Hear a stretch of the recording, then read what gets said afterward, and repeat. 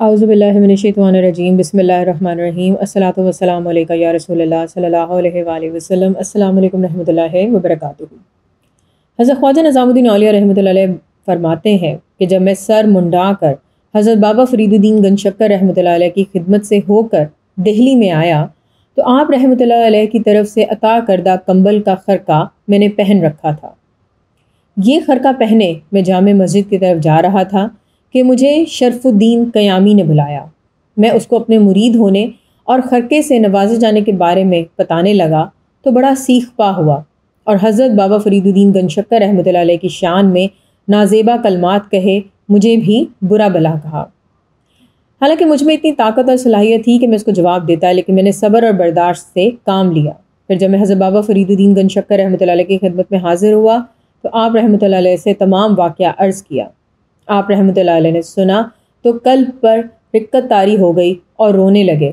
मेरे सब्र और बर्दाश्त करने पर मेरी तारीफ़ फरमाई। आप रहमतुल्लाह अलैह की हालत जलाली हो गई। उसी हाल में फरमाया, मेरा ख़्याल था कि शरफुद्दीन इस दुनिया से कूच कर गया। चुनांचे जब मैं दिल्ली वापस पहुँचा तो पता चला कि शरफुद्दीन क़यामी की वफ़ात हो चुकी थी।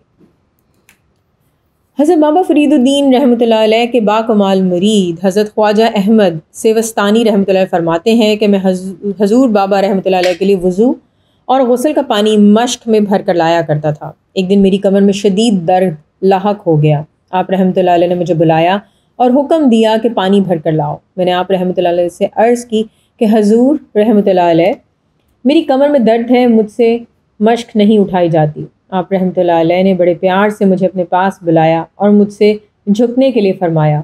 मैंने आप रहमतुल्लाह अलैह के फरमान के मुताबिक अपनी कमर को ख़म किया तो आप रहमतुल्लाह अलैह ने मेरी कमर पर अपना हाथ फेरते हुए फ़रमाया कि जाओ और अब पानी लेकर आओ। फरमाते हैं कि उस वक्त मैं जवान था और अब जबकि मैं 100 बरस के करीब हो चुका हूँ, मेरी कमर में कभी दर्द नहीं हुई, हालांकि मैं पानी की बहुत सी मशकें भर कर अपनी कमर पर लादता था। इसी तरह एक और वाक़या है कि 5 दरवेश हज़रत बाबा फरीदुद्दीन गंजशक्कर रहमतुल्लाह अलैह की खिदमत में हाजिर हुए। ये दरवेश बड़े मुँह फट किस्म के थे। जब यहाँ रहमतुल्लाह अलैह के पास से वापस जाने लगे तो कहने लगे कि हम बहुत सी जगहों पर गए हैं मगर कोई दरवेश हमें नहीं मिला। आप रहमतुल्लाह अलैह ने उनकी बात सुनी तो उनसे फ़रमाया, तुम ठहरो, मैं तुम लोगों को दरवेश दिखाता हूँ। उन्होंने आप रहमतुल्लाह अलैह की बात पर कोई तवज्जो न दी। इसी तरह बातें बनाते हुए चले गए। जब रवाना होने लगे तो हज़रत बाबा साहब रहमतुल्लाह अलैह ने उनसे फ़रमाया कि तुम जा तो रहे हो मगर बियाबान के रास्ते से हरगिज़ ना जाना। उन्होंने आप रहमतुल्लाह अलैह की इस बात को भी कोई अहमियत न दी और बियाबान की राह पर ही हो लिए।